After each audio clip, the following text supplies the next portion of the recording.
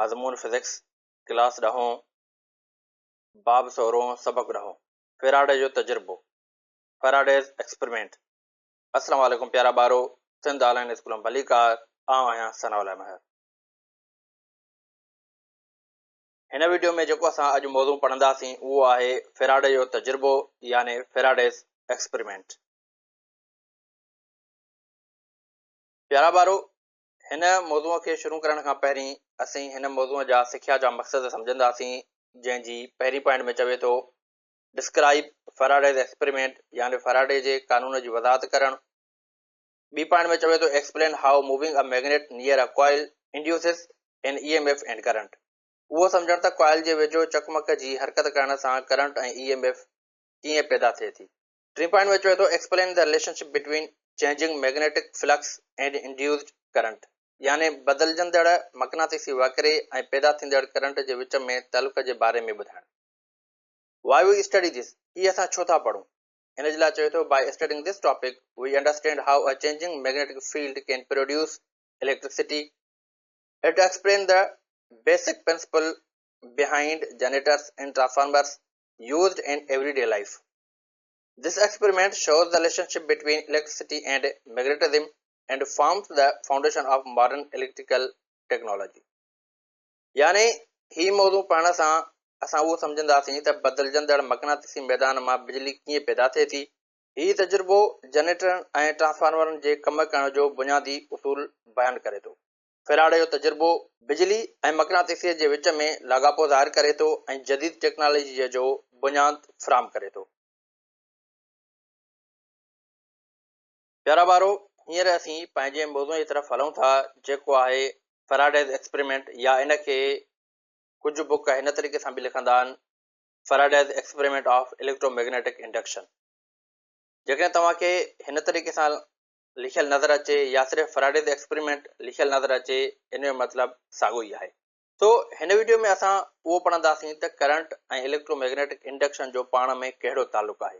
हिन महिल ताईं असीं उहो पढ़ंदा आया आहियूं जॾहिं हिकु कंडक्टर में करंट फ्लो थींदो आहे त उन जे चौधारी मैग्नेटिक फील्ड पैदा थींदी आहे। अगरि चार्ज रेस्ट वारी हालत में आहे त उन में मैग्नेटिक फील्ड पैदा न थींदी। अगरि उहा ई चार्ज जॾहिं मोशन में ईंदी त उन में मैग्नेटिक फील्ड पैदा थींदी आहे।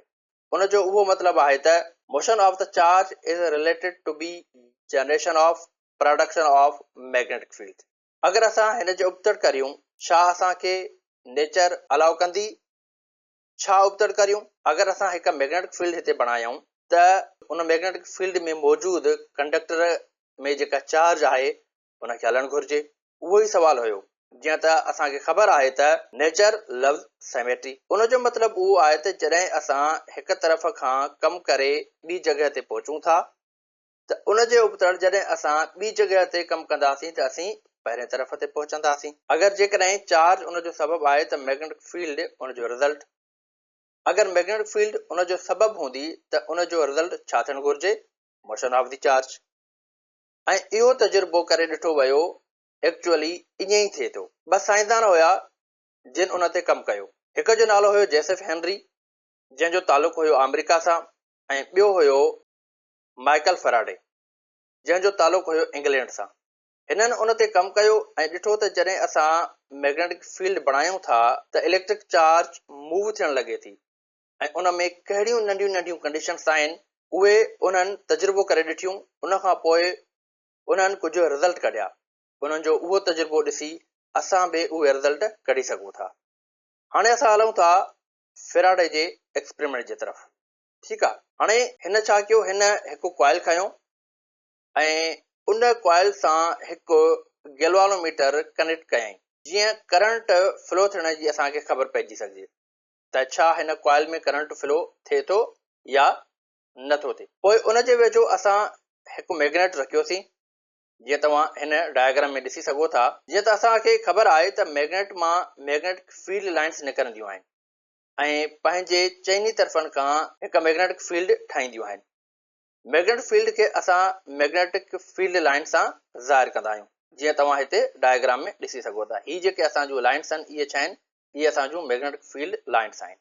ठीकु आहे। हाणे उहे मैग्नेटिक फील्ड से मैग्नेट जे वेझो जेकॾहिं हूंदियूं त उते स्ट्रॉन्ग हूंदियूं ऐं जॾहिं मैग्नेट फील्ड्स लाइन जीअं जीअं असां मैग्नेट खां परे थींदा वेंदासीं त उहे मैग्नेट जूं जेके फील्ड्स आहिनि या उहे जेके फील्ड लाइन्स आहिनि उहे वीक थींदियूं वेंदियूं यानी मैग्नेट जूं जेके फील्ड्स आहिनि उहे मैग्नेट जे वेझो स्ट्रॉन्ग आहिनि ऐं मैग्नेट खां परे जेको आहिनि त उहे वीक थींदियूं वेंदियूं ठीकु आहे हाणे जीअं त असां हिते ॾिसी रहिया आहियूं त हिते मैग्नेटिक फील्ड स्ट्रेंथ वधीक आहे ठीकु आहे ऐं हिन जॻह ते घटि आहे हाणे फेराडे हिन खे इन कंडीशन ते रखियो ऐं उन जे करंट खे ॾिठाई हाणे असां इन जे प्रॉपर तजुर्बे खे हिते थोरो बयानु करण जी कोशिशि कयूं था त हिन छा कयो हाणे हिते असां वटि जेको आहे त ॿ शयूं आहिनि हिकु आहे असां वटि मैग्नेट ऐं ॿियो आहे असां वटि जेको आहे गैल्वानोमीटर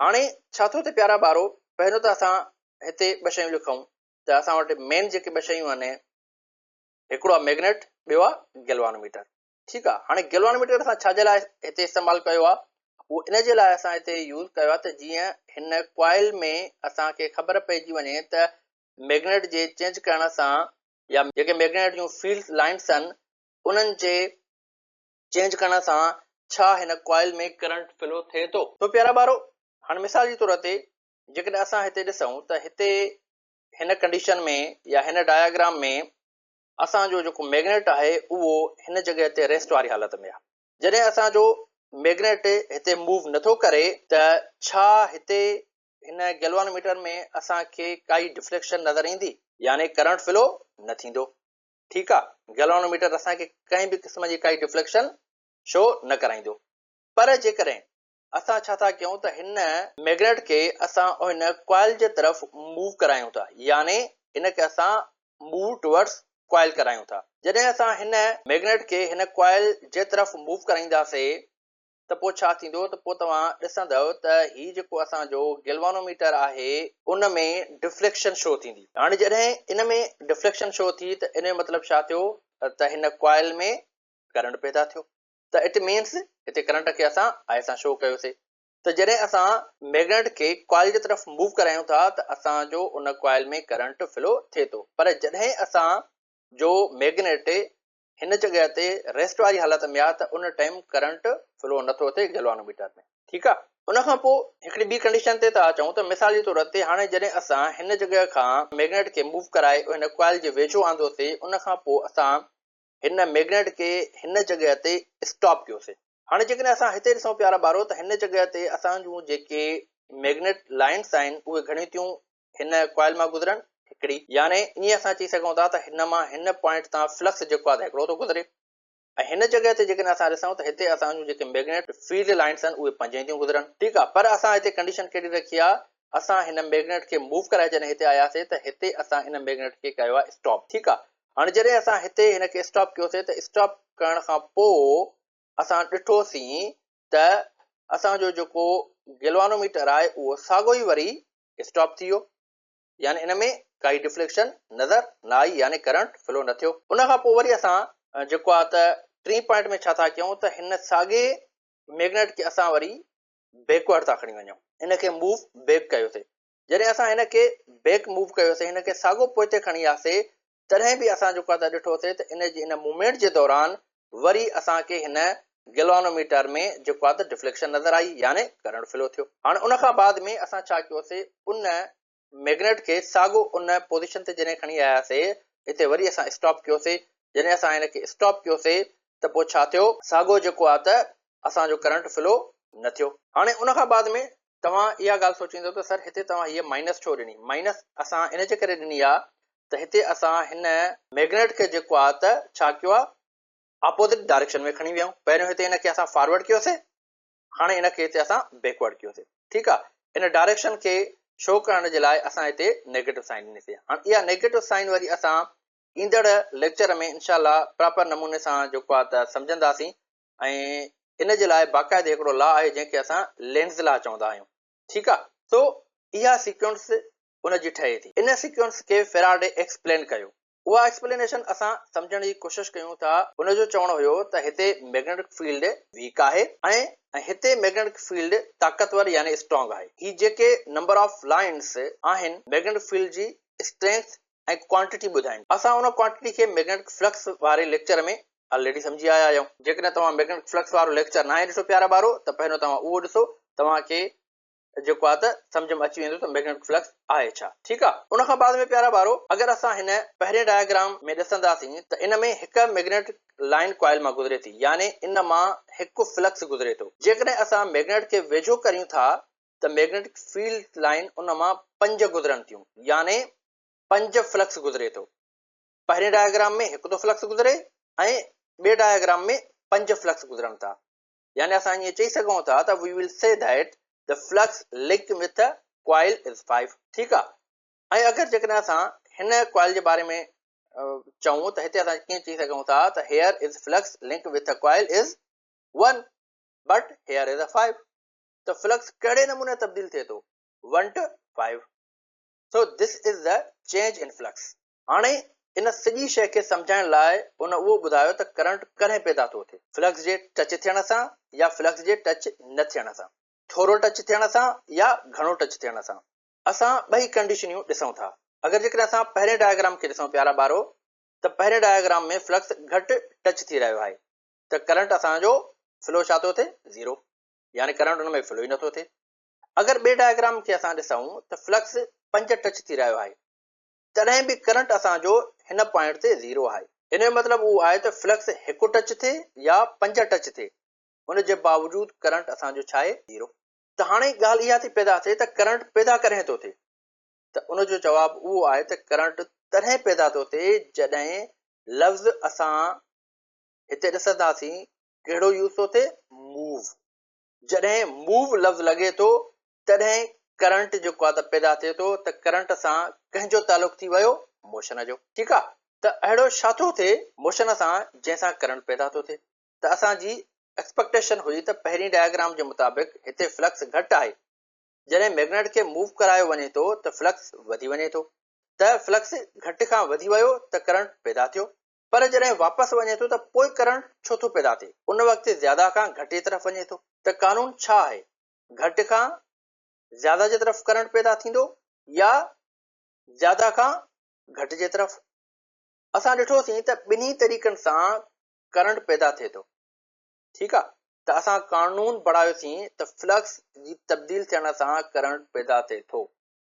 त जॾहिं जॾहिं फ्लक्स असांजो तब्दील थींदो, जॾहिं जॾहिं फ्लक्स में चेंज ईंदी, तॾहिं तॾहिं जेको आहे त करंट पैदा थींदो। पोइ चाहे असांजूं जेके फ्लक्स लाइन आहिनि उहे हिन कॉइल मां 5 जी जॻह ते 10 गुज़रनि, 10 जी जॻह ते 50 गुज़रे, पर असांजो करंट पैदा न थींदो। तॾहिं करंट पैदा थींदो जॾहिं हिन कॉइल में फ्लक्स असांजो चेंज थींदो, यानी मोशन जे दौरान करंट जेको आहे त पैदा थींदो। हाणे मैग्नेटिक फ्लक्स तब्दील थियणु घुर्जे, चाहे उहो घटि खां ज्यादा जे तरफ़ थिए या ज्यादा खां घटि जे तरफ़, ॿिन्ही कंडीशन्स में असांजो करंट पैदा थींदो। प्यारा ॿारो, ॿीहर ॾिसो, अगरि मैग्नेट कॉइल खां परे आहे त सिर्फ़ु हिकु फ्लक्स अटैच थो थिए। अगरि मैग्नेट कॉइल जे वेझो थी थो वञे त फ्लक्स 5 अटैच थो थिए। So this quantity of flux has changed. ऐं जेसि ताईं उहा प्रोसेस हलंदी रहंदी या इहो प्रोसेस हलंदो रहंदो, घटि खां वधि जे तरफ़, वधि खां घटि जे तरफ़, हर मरहले जे दौरान असांखे करंट पैदा थींदे नज़र ईंदो। जीअं ई तब्दील थियण जी प्रोसेस रुकिजी वेंदी त करंट बि पैदा थियणु रुकिजी वेंदो, चाहे उहो प्रोसेस कॉइल जे वेझो रुकिजी वञे या कॉइल खां परे रुकिजे। हाणे असांखे उहा ख़बर पइजी वई त फ्लक्स तब्दील थियण सां करंट मिले थो। हाणे हिकु ॿिए सवाल ते था अचूं त पर करंट कंहिं बि कॉइल में छो थो फ्लो थिए। असांखे असांजी जेका नॉलेज आहे उहा इहो थी चए त करंट तॾहिं फ्लो थो थिए जॾहिं उन में EMF हूंदो आहे, यानी इलेक्ट्रोमोटिव फोर्स। करंट खे फ्लो थियण जे लाइ EMF घुर्जे। उन जो मतिलबु त उन में पहिरीं EMF ठहियो हूंदो, इलेक्ट्रोमोटिव फोर्स ठहियो हूंदो, तॾहिं करंट पैदा थियो हूंदो। त इन जो मतिलबु छा थियो त जॾहिं मैग्नेटिक फ्लक्स तब्दील थियो त उन में छा थियो या छा ठहियो? जवाबु आहे EMF ठहियो। जॾहिं फ्लक्स तब्दील थियो त छा ठहियो? पहिरियों EMF ठहियो। जॾहिं EMF ठहियो त करंट फ्लो थियो। हाणे चवे थो त EMF खां करंट कॾहिं थो ठहे, इन जे लाइ हिकु शर्त आहे। हाणे इन जो शर्त इहो आहे त इन जे लाइ सर्किट कंप्लीट हुजणु ज़रूरी आहे।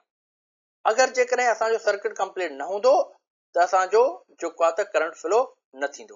हाणे सर्किट कहिड़े नमूने सां कंप्लीट हुअणु घुरिजे, इन खे मिसाल जी सूरत में असां अॻी स्लाइड में डिस्कस करियूं था।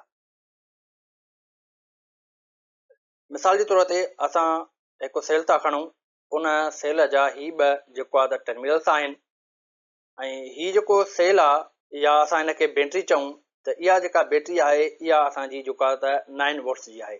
ठीकु आहे। हाणे इन जो मतिलबु छा थियो त इन जे टर्मिनल्स में 9 वोल्ट जो जेको EMF आहे उहो मौजूदु आहे। पर हाणे जेकॾहिं असां ॾिसूं त छा हिन बैटरीअ में करंट फ्लो थी रहियो आहे? जवाबु आहे त न। करंट तॾहिं फ्लो थींदो जॾहिं असां हिन जो सर्किट कंप्लीट कंदासीं। ठीकु आहे। यानी इन जे पॉज़िटिव ऐं नेगेटिव टर्मिनल सां का न का शइ असां या को न को लोड असां अटैच कंदासीं, तॾहिं जेको आहे त हिन जो सर्किट कंप्लीट थींदो। उन खां बाद में जेको आहे त असांजो करंट फ्लो थींदो। अगरि हिन जो सर्किट कंप्लीट न थींदो त हिन में करंट फ्लो न थींदो। त EMF ऐं करंट मां पहिरियों केरु थो ठहे? यकीनन EMF थो ठहे। EMF जेका त उहा हिकिड़े क़िस्म जी एनर्जी आहे। उन एनर्जीअ मां अगरि रस्तो मिलंदो त चार्जिस असांजो मूव कंदियूं, अगरि न मिलंदो तॾहिं बि ठीकु आहे। ॿी सूरत में EMF जेको आहे त पोटेंशियल एनर्जी जी सूरत में उन बैटरीअ में पियो रहंदो। ठीकु आहे। अगरि रस्तो मिलियो त चार्जिस फ्लो थींदियूं, अगरि रस्तो नथो मिले त EMF छा थींदो? बैटरीअ में पोटेंशियल एनर्जीअ जी सूरत में पियो रहंदो। जॾहिं असांजो कॉइल में करंट फ्लो थियो त असां उहो रिज़ल्ट कढियोसीं त there was an EMF produce. यानी कॉइल में जॾहिं असांजो करंट फ्लो पियो थिए त इन जो मतिलबु छा थियो त उन कॉइल में असांजो EMF प्रोड्यूस थियो। पहिरियों EMF बणियो, उन EMF मां करंट बणियो। अगरि असां हितां सर्किट तोड़े छॾियूं त छा थींदो? त असांजो करंट फ्लो न थींदो। उन जो मतिलबु उहो न आहे त EMF न ठहियो। करंट न अचण जो सबबु थी सघे थो त असांजो सर्किट कंप्लीट न आहे। ठीकु आहे। मतिलबु असांजो सर्किट टुटियल आहे। अगरि जेकॾहिं असांजो सर्किट टुटियल हूंदो त करंट फ्लो न थींदो, पर असांजो हिन बैटरी में या उन कॉइल में EMF मौजूदु हूंदो। ठीकु आहे। या थी सघे थो। इन तरीक़े सां असां उहो कंक्लूजन कढियोसीं त चवे थो whenever there is a change in the magnetic flux linked with the coil, an EMF is induced in the coil. If the circuit is complete, current will start flowing. जॾहिं कंहिं मक़नातीसी वाकिरे में तब्दीली अचे थी जेको कंहिं कॉइल सां जुड़ियल आहे त उन कॉइल में इलेक्ट्रोमोटिव फोर्स पैदा थिए थो। उन खां पोइ जॾहिं सर्किट मुकमल हूंदो तॾहिं करंट वहणु शुरू थींदो या उन सर्किट में करंट फ्लो थियणु शुरू थींदो। अगरि जेकॾहिं असांजो सर्किट कंप्लीट न आहे त सिर्फ़ु उन कॉइल में या उन सेल में या उन बैटरी में सिर्फ़ु छा मौजूदु आहे? असांजो EMF मौजूदु आहे। ठीकु आहे। तो अहिड़े नमूने सां प्यारा ॿारो उन खां पोइ असां जेको आहे त हिन तरफ़ हलूं था ऐं हिकु ॿी पॉइंट ॾिसूं था। चवे थो त छा मैग्नेट कॉइल खे टच कयो आहे? हिन डायग्राम में जेकॾहिं असां ॾिसूं त असांजो जवाबु थींदो न। उन खां पोइ हिकिड़ो ॿियो सुवाल त छा असां का बैटरी हिन सां लॻाई आहे जंहिंजे करे करंट फ्लो थियो हुजे? तॾहिं जवाबु आहे असांजो त न जेको आहे त मैग्नेट इन कॉइल सां टच थियो आहे, न ई वरी असां जेको आहे त इन कॉइल सां बैटरी अटैच कई आहे। इन जो मतिलबु छा थियो त इहो सॼो कमु जेको आहे त बिना टच थियण जे थियो आहे। जॾहिं बिना टच थियण जे कोई कमु थींदो आहे त असां उनखे चवंदा आहियूं इहो इंडक्शन आहे। ठीकु आहे। त असां उनखे इंडक्शन चवंदासीं। त उन लाइ हिन कॉइल में छा थियो? इंडक्शन थियो। त कंहिं इंडक्शन कयो? मैग्नेट इंडक्शन कयो। ठीकु आहे। इंडक्शन छा कयो? इलेक्ट्रॉननि खे कॉइल में मूव कयो, इलेक्ट्रॉन खे कॉइल में मोशन ॾियारायो। इन जो पूरो नालो छा थियो? Electromagnetic induction. This is a electromagnetic induction. ठीकु आहे। हाणे इन जो मतिलबु छा थियो त मैग्नेटिक फील्ड जे सबबु इलेक्ट्रॉननि में मोशन पैदा थियो। इन खे असां चऊं था इलेक्ट्रोमैग्नेटिक इंडक्शन, जेको असां ऑलरेडी डिस्कस करे चुका आहियूं। ठीकु आहे। पर उन जो रूट असांखे हिते ख़बर पियो त इहो इलेक्ट्रोमैग्नेटिक इंडक्शन बेसिकली असल में पैदा कीअं थो थिए ऐं इन जे करे असां खे करंट कीअं थो मिले। ठीकु आहे। पहिरियों त असांजो कॉन्सेप्ट छा हुयो त जॾहिं असांजो करंट फ्लो थो थिए, चार्जिस मूव थियूं थियनि त मैग्नेटिक फील्ड पैदा थी थिए। पर हिन फेराडे जे एक्सपेरिमेंट मुताबिक़ असांखे इहा ख़बर पइजी वई त सिर्फ़ चार्जिस जे मूव करण सां मैग्नेटिक फील्ड पैदा नथी थिए, पर मैग्नेटिक फील्ड जे करे असांखे करंट बि मिली सघे थो। ठीकु आहे प्यारा ॿारो, त मूंखे उमेद आहे त तव्हांखे हीउ जेको टॉपिक आहे उहो सुठे नमूने सां सम्झ में अची वेंदो। तो हिन टॉपिक खे हिते असां ख़तमु था कयूं। इंशाल्लाह नेक्स्ट लेक्चर में वरी असां नए टॉपिक सां गॾु मिलंदासीं। तेसिताईं अल्लाह हाफ़िज़।